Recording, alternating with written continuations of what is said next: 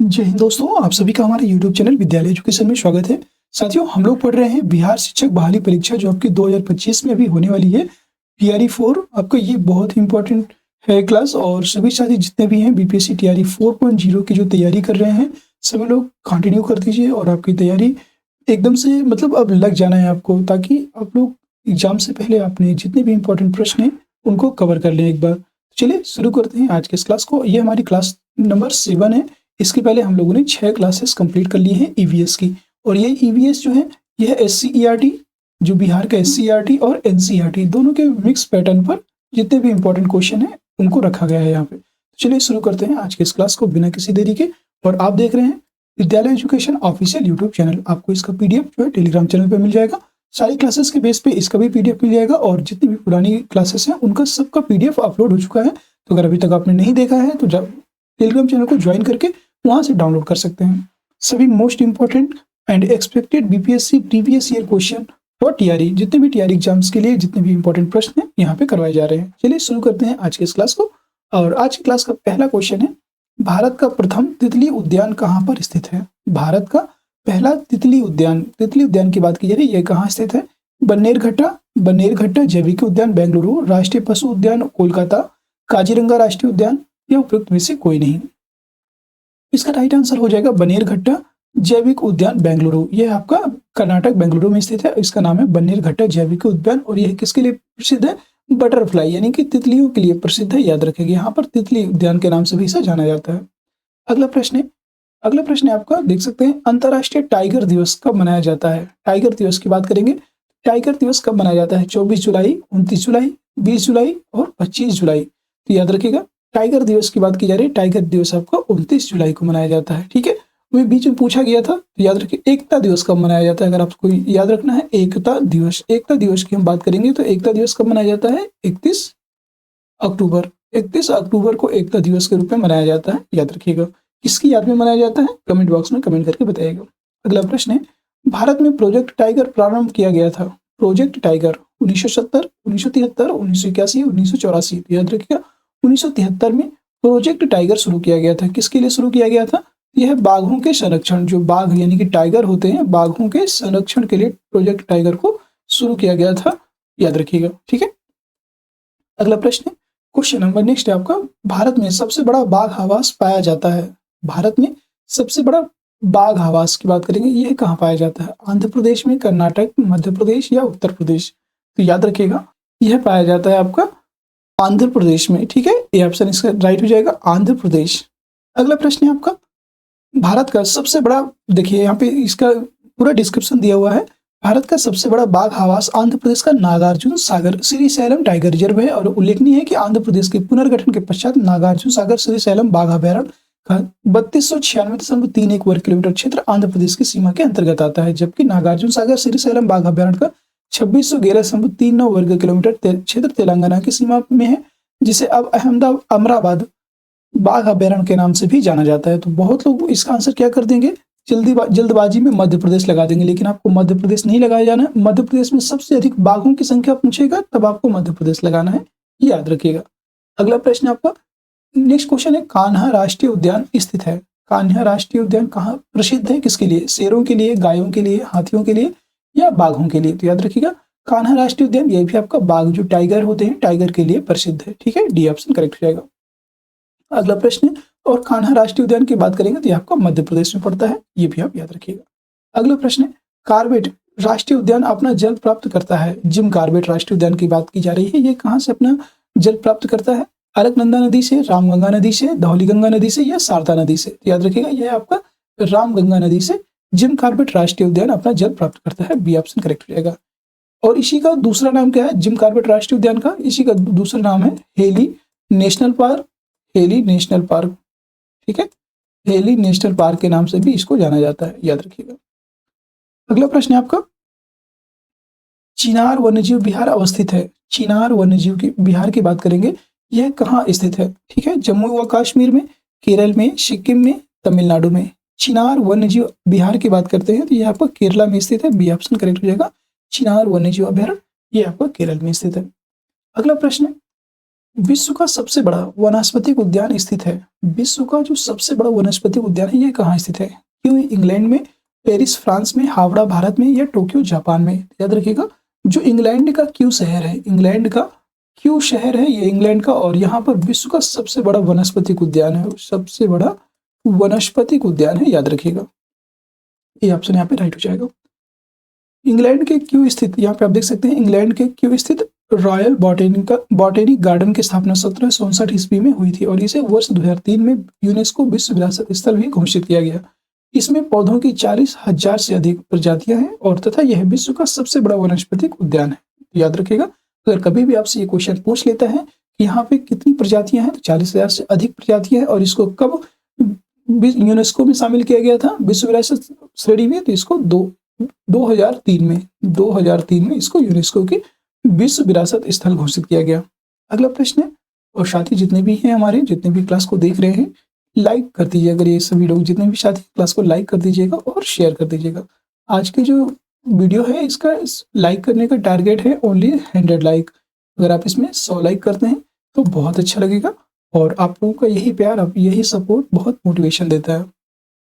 प्रश्न है आपका, निम्नलिखित में से कौन सा एक ऊर्जा का एक नवीकरणीय स्रोत है? देखिए साथियों, हमने आपसे प्रॉमिस किया है कि आपका पूरा कंप्लीट सिलेबस करवाएंगे। ये बात आप जरूर याद रखिएगा। बहुत लोगों को मतलब बिलीव नहीं होगा कि सिलेबस कंप्लीट होगा, लेकिन हम पूरा सिलेबस कंप्लीट करेंगे। जितना भी आपका बीपीएससी टीआरई 4 का सिलेबस है, कोशिश करेंगे कि आपके सारे डाउट्स क्लियर हों। और एससीईआरटी का जो समरी है, जो बिहार एससीईआरटी है, इसका हम लोग समरी भी अभी करवाने वाले हैं, तो डेली समरी भी इसका कंप्लीट करवाएंगे, एक एक सब्जेक्ट का, ठीक है, तो उसे भी जरूर कीजिएगा। निम्नलिखित में से कौन सा एक ऊर्जा का नवीकरणीय स्रोत है? कोयला, नाभिकीय ऊर्जा, पेट्रोल या सौर ऊर्जा? तो नवीकरणीय ऐसे स्रोत जिनको दोबारा से उत्पन्न किया जा सकता है, वैसे स्रोत होते हैं सौर ऊर्जा, यानी कि नवीकरणीय स्रोत। और सौर ऊर्जा हमें कहाँ से प्राप्त होती है? सूर्य से प्राप्त होती है। कोयले की बात करेंगे तो कोयला अगर एक बार खत्म हो जाएगा तो दोबारा से उसे पैदा नहीं कर पाएंगे। कोयला, पेट्रोल, नाभिकीय ऊर्जा ये सब सेम होते हैं, ठीक है। अगला प्रश्न, जीवाश्मी ईंधनों में एकमात्र ऊर्जा का चरम स्रोत होता है। जीवाश्मी ईंधनों में एकमात्र ऊर्जा का चरम स्रोत है पृथ्वी, सूर्य, समुद्र, चंद्रमा। याद रखिएगा, यह आपका सूर्य हो जाएगा, बी ऑप्शन करेक्ट हो जाएगा। अगला प्रश्न, निम्नलिखित ऊर्जा में कौन सी जैविक मात्रा में सर्वाधिक उपयोग की जाती है? कौन सी जैविक मात्रा में सर्वाधिक उपयोग की जाती है, ये बताना है। परमाणु ऊर्जा, सौर ऊर्जा, भू ऊष्मीय ऊर्जा या ज्वारीय ऊर्जा? याद रखिएगा, कौन सी जैविक मात्रा में सर्वाधिक उपयोग की जाती है? वो है सौर ऊर्जा, बी ऑप्शन राइट हो जाएगा, सौर ऊर्जा। अगला प्रश्न है आपका, ध्यान से देखिएगा, अंतरराष्ट्रीय सौर गठबंधन का प्रथम शिखर सम्मेलन निम्नलिखित में से किस शहर में हुआ था? ये बहुत इंपॉर्टेंट है इसका। अच्छा, अगर आपको उससे पूछ लिया जाए कि अंतरराष्ट्रीय सौर गठबंधन, इसको बोलते हैं ISA, इंटरनेशनल सौर अलियंस, और इसका जो अंतरराष्ट्रीय सौर गठबंधन है, इसका मुख्यालय कहाँ पे है? इसका मुख्यालय गुरुग्राम हरियाणा में है। एक ऐसा संगठन है, एक ऐसा गठबंधन है जिसका मुख्यालय कहाँ है? भारत में है। भारत के कहाँ पर स्थित है? भारत में गुरुग्राम हरियाणा में स्थित है, याद रखिएगा, बहुत इंपॉर्टेंट है, आपका पूछा जा सकता है प्रश्न। और इसका जो सम्मेलन है, प्रथम शिखर सम्मेलन, यह आपका दिल्ली में हुआ था, नई दिल्ली, ये आपसे राइट हो जाएगा। अगला प्रश्न है आपका, विश्व का प्रथम पूर्ण रूप से सौर ऊर्जा से संचालित अंतरराष्ट्रीय हवाई पत्तन स्थित है? पूर्ण रूप से सौर ऊर्जा से संचालित अंतरराष्ट्रीय हवाई पत्तन कौन सा है? बेंगलुरु में, कोची में, अहमदाबाद में या कोझिकोड में? तो आपको याद रखना है, कोची में यह आपका स्थापित है और यह पूर्ण रूप से सौर ऊर्जा से संचालित अंतरराष्ट्रीय हवाई पत्तन है। अगला प्रश्न है, निम्नलिखित में से कौन सी बायोडीजल की फसल है? बायोडीजल, अब यहाँ पे बायोडीजल की बात की जा रही है कि हम ऐसी कौन सी फसल है जिससे हम लोग बायोडीजल भी बना सकते हैं? कपास, गन्ना, जेट्रोफा या आलू? तो आप सभी जानते हैं, आलू तो सब्जी होती है, गन्ना से चीनी बनती है, गुड़ बनता है, लेकिन और कपास से आप देखते हैं कपड़े बनते हैं, और जेट्रोफा एक बायोडीजल पौधा होता है जिससे बायोडीजल की फसल की जाती है, ठीक है। अगला क्वेश्चन है आपका, निम्नलिखित ईंधनों में से कौन सा न्यूनतम पर्यावरणीय प्रदूषण उत्पन्न करता है? सबसे न्यूनतम, यहाँ पे लेस यानी कि लीस्ट इन्वायरमेंट जो पॉल्यूशन होता है उसकी बात की गई है। डीजल, कोयला, हाइड्रोजन या मिट्टी का तेल, जिसे कैरोसिन बोलते हैं। देखिए, अगर आप डीजल जलाएंगे, कोयला जलाएंगे, मिट्टी का तेल जलाएंगे तो पॉल्यूशन बहुत अधिक मात्रा में होता है। अगर वहीं पे हाइड्रोजन की बात करेंगे तो हाइड्रोजन बहुत कम ऊर्जा प्रदूषण करता है, इसीलिए भविष्य का ईंधन, अगर आपसे क्वेश्चन पूछ ले कि भविष्य का ईंधन, फ्यूचर फ्यूल या भविष्य का ईंधन के नाम से किसको जाना जाता है, तो भविष्य का ईंधन भी हाइड्रोजन को ही कहा जाता है। तो याद रखिएगा, ये ऑप्शन यहाँ पे राइट हो जाएगा। ठीक है, अगला प्रश्न है आपके लिए, अगला प्रश्न है मानव गतिविधियों से परिवर्तित पर्यावरण कहलाता है। जो मानव गतिविधियां होती हैं उनसे परिवर्तित पर्यावरण क्या कहलाता है? नैसर्गिक पर्यावरण, एंथ्रोपोजेनिक पर्यावरण, शहरी पर्यावरण या आधुनिक पर्यावरण। अब यहाँ पे पूछ रहा है जो भी मानव गतिविधियां होती हैं और उनसे परिवर्तित पर्यावरण को क्या कहते हैं? एंथ्रोपोजेनिक पर्यावरण। बी ऑप्शन करेक्ट हो जाएगा। साथियों, आपको किसी भी क्वेश्चन में डाउट होता है, मान लीजिए कोई भी क्वेश्चन है उसमें अगर डाउट है तो आप उसको क्वेश्चन नंबर डाल के, मान लीजिए जैसे क्वेश्चन आपका 15 है तो फिर क्वेश्चन नंबर 15 डाल के आप हमसे उसमें डाउट पूछ सकते हैं। कोई भी आपका डाउट है या किसी क्वेश्चन में मिस्टेक लगती है बता सकते हैं। और सभी साथी जितने भी मेरे दोस्त हैं, मेरे साथी हैं, छोटे बड़े भाई बहन हैं, सभी लोग लाइक जरूर कर दिया करें और शेयर कर दिया करें। अगर आप लाइक करते हैं, शेयर करते हैं तो इसका बहुत अच्छा बेनिफिट मिलता है कि ये जो वीडियो है और भी लोगों तक जाएगी और उसका बेनिफिट और सभी के पास भी जाएगा, ताकि हमें भी बेनिफिट मिल उसका होगा और आप लोगों से, मतलब आप लोगों को सपोर्ट चाहिए। ठीक है, तो उम्मीद है कि आप लोग सपोर्ट करेंगे और अगर आप लोगों को सपोर्ट रहा तो आप लोगों को अगर सपोर्ट रहा तो मैं सच बता रहा हूँ, पूरा आपका जो बीपीएससी टीआरई है, बीपीएससी टीआरई 4 की पूरी तैयारी करवाएंगे फ्री ऑफ कॉस्ट पूरे यूट्यूब में, और सभी की पीडीएफ मिलेगी। जितनी भी क्लासेस कंप्लीट होती जाएंगी सबकी पीडीएफ आपको free of cost Telegram channel पे प्रोवाइड करेंगे। बस आपको क्या करना है, आपको ज़्यादा से ज़्यादा वीडियो को शेयर करना होगा और लाइक करना होगा। चैनल में अगर नए हैं तो चैनल को सब्सक्राइब भी कर लीजिएगा डेली के अपडेट्स के लिए। अगला प्रश्न, प्रकाश रासायनिक धूम्र कोहरे के बनने के समय निम्न में से कौन सा एक उत्पन्न होता है? हाइड्रोकार्बन, नाइट्रोजन ऑक्साइड, ओजोन या मीथेन। ये आपका आईएएस प्री में भी ये क्वेश्चन 2003 में पूछा गया था, लेकिन अब आपके टीआरई में पूछे जाने की संभावना है।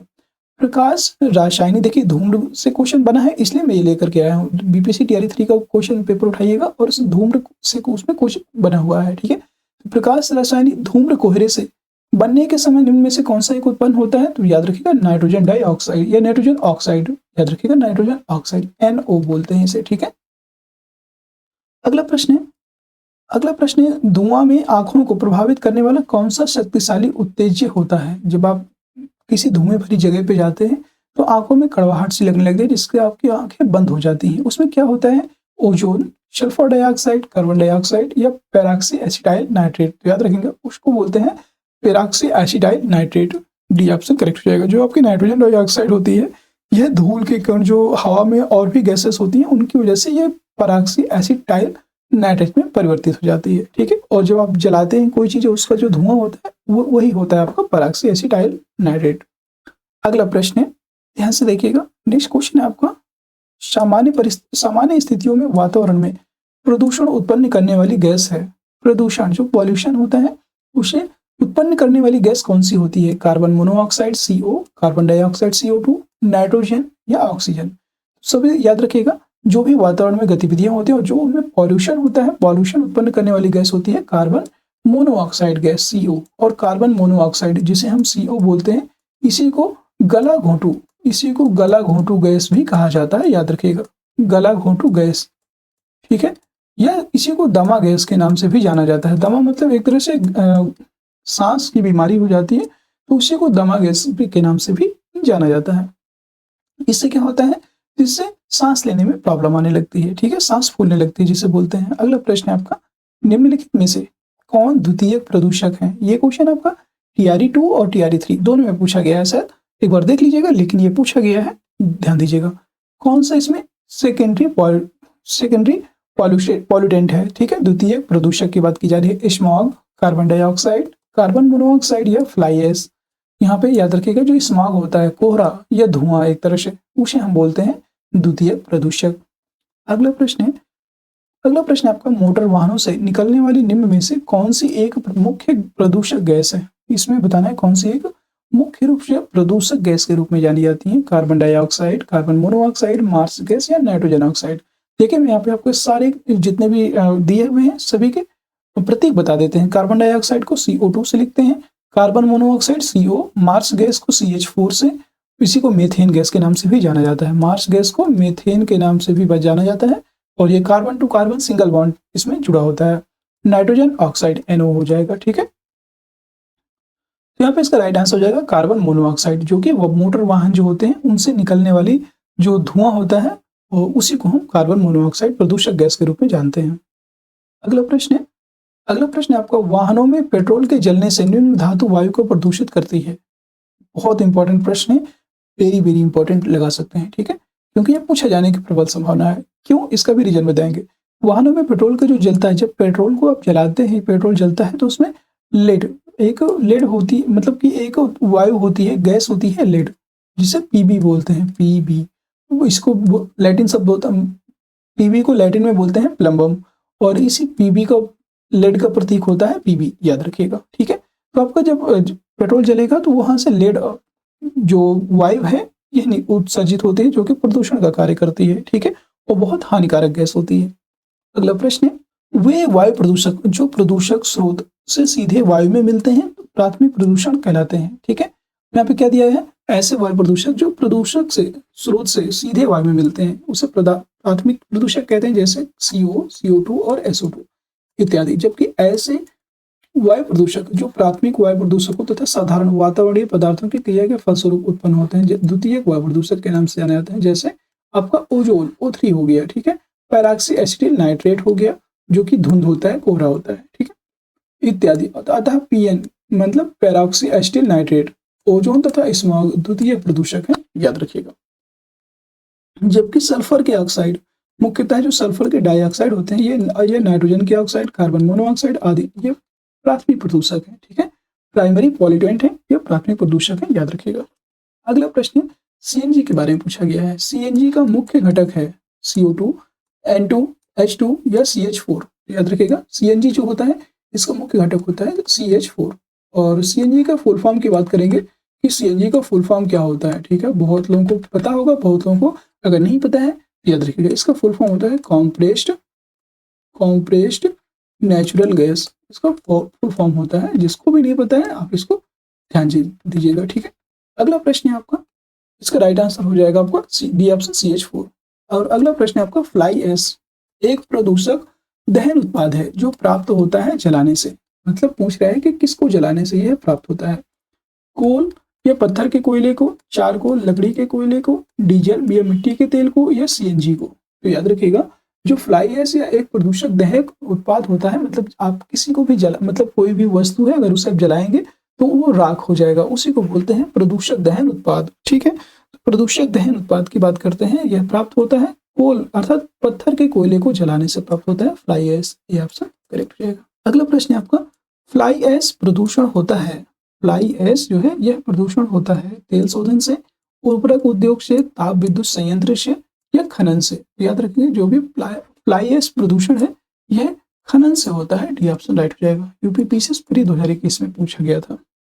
अगला प्रश्न है आपका, निम्नलिखित में से कौन सा एक वायु प्रदूषण के जैविक सूचक का कार्य करता है। जैविक सूचक की बात की जा रही है कि कौन सा जैविक सूचक के रूप में कार्य करता है, लाइकेन, फर्ड, मनी प्लांट या अमरवेल। तो याद रखिएगा यह आपका लाइकेन होता है, ठीक है। और लाइकेन किसका मिक्सअप होता है, इसमें लाइकेन में कवक और शैवाल, इसमें कवक प्लस शैवाल मिलकर के लाइकेन बनाते हैं, याद रखिएगा, ठीक है। इसका राइट आंसर हो जाएगा ये ऑप्शन लाइकेन। अगला प्रश्न है आपका, इंडोर वायु प्रदूषण का सर्वाधिक महत्वपूर्ण प्रदूषक है। इंडोर वायु प्रदूषण का सर्वाधिक महत्वपूर्ण प्रदूषक है sulphur dioxide, carbon dioxide, nitrogen dioxide या रेडान गैस। में से कोई नहीं, इनमें से कोई नहीं, ठीक है। आपके 5 ऑप्शन आएंगे एग्जाम में, आपको सारे एक बार पूरे ऑप्शन पढ़ने हैं जितने भी दिए हों, इसके बाद ही क्वेश्चन का आंसर लगाना रहेगा। याद रखिएगा, इंडोर वायु प्रदूषण का सर्वाधिक महत्वपूर्ण कारक है radon gas, D option correct रहेगा, रेडान गैस। इसका फुल फॉर्म होता है, इसका जो प्रतीक है आर्यन होता है, याद रखिएगा। अगला प्रश्न है आपका, सिगरेट के धुएं में मुख्य प्रदूषक है, जो सिगरेट का धुआं होता है इसमें मुख्य प्रदूषक के रूप में क्या पाया जाता है, कार्बन मोनोऑक्साइड व डाइऑक्सीसिन, कार्बन मोनोऑक्साइड व निकोटीन, कार्बन मोनोऑक्साइड व बेंजीन, या डाइऑक्सीसिन व बेंजीन। याद रखेंगे, जो सिगरेट का धुआं होता है उसमें मुख्य प्रदूषक के रूप में डाइऑक्सीसिन व बेंजीन उपस्थित होते हैं, ठीक है। इसका राइट आंसर हो जाएगा डी ऑप्शन। अगला प्रश्न है अम्ल वर्षा। अब यहाँ से क्वेश्चन पूछा गया था, टीआरई 2 और टीआरई 3 दोनों में पूछा गया था। अम्ल वर्षा निम्नांकित द्वारा वायु प्रदूषण के कारण होती है। क्यों होती है देख लीजिएगा। कार्बन डाइऑक्साइड के कारण कार्बन मोनोऑक्साइड, मीथेन या नाइट्रस ऑक्साइड हुआ एवं सल्फर डाइऑक्साइड। तो याद रखिएगा, आपको याद रखना है ये कि जो है अम्ल वर्षा यह नाइट्रस ऑक्साइड और सल्फर डाइऑक्साइड के प्रदूषण के कारण होती है। डी ऑप्शन राइट हो जाएगा। अगला प्रश्न यहाँ पे, अम्ल वर्षा में कौन सा अम्ल उपस्थित रहता है। अम्ल वर्षा जो है इसमें कौन सा अम्ल उपस्थित रहता है। बेंजेनोइक अम्ल, एसिटिक अम्ल, नाइट्रिक अम्ल, ऑक्जेलिक अम्ल या उपयुक्त में से कोई नहीं। तो याद रखिएगा, अम्ल वर्षा की बात की जा रही है। अम्ल वर्षा में नाइट्रिक अम्ल उपस्थित होता है। नाइट्रिक अम्ल का फॉर्मूला क्या होता है, फॉर्मूला HNO3, मतलब इसका जो सूत्र होता है नाइट्रिक अम्ल का यह होता है HNO3। ठीक है। नेक्स्ट प्रश्न है आपका, अम्ल वर्षा का घटक, अम्ल वर्षा के घटक कौन कौन से हैं ये बताना है। HNO3, HNO3, H2SO4, CO2, ए तथा बी दोनों, उपयुक्त में से कोई नहीं है एक से अधिक। यहाँ पे पूछ रहा है कि कौन से अम्ल वर्षा के घटक कौन कौन से हैं। अम्ल वर्षा, तो अम्ल वर्षा में आपके आता है HNO3 और hydrogen sulphate H2SO4। D option correct हो जाएगा, ए तथा बी दोनों इसका राइट आंसर हो जाएगा। और साथियों आज की क्लास आपकी यहीं पे समाप्त होती है। कैसी लगी साथियों क्लास कमेंट सेक्शन में जरूर बताइएगा। और क्लास पसंद आई हो, अगर क्लास पसंद आई हो तो क्लास को लाइक कर दीजिए, शेयर कर दीजिए जितने भी साथी हैं, और चैनल पे नए हैं तो सब्सक्राइब जरूर कर लीजिएगा ताकि सभी वीडियोज की नोटिफिकेशन आप सभी को मिल जाए। और इसका जो PDF है, PDF आपको टेलीग्राम चैनल पर मिल जाएगा। टेलीग्राम चैनल का लिंक आपको इस वीडियो के डिस्क्रिप्शन में भी दिया हुआ है, और चाहे तो आप इसका जो डिस्क्रिप्शन है मतलब टेलीग्राम चैनल का जो लिंक है आप हमसे डायरेक्ट प्राप्त कर सकते हैं। सर्च कीजिएगा विद्यालय एजुकेशन ऑफिशियल, विद्यालय एजुकेशन ऑफिशियल, ये आपका जो है इसका ऑफिशियल चैनल है। इसमें आप मैसेज भी कर सकते हैं, यहाँ से डाउनलोड करके अपनी तैयारी को और भी बेहतर बना सकते हैं। फिर मिलते हैं साथियों किसी नेक्स्ट वीडियो में, तब तक के लिए जय हिंद, जय भारत।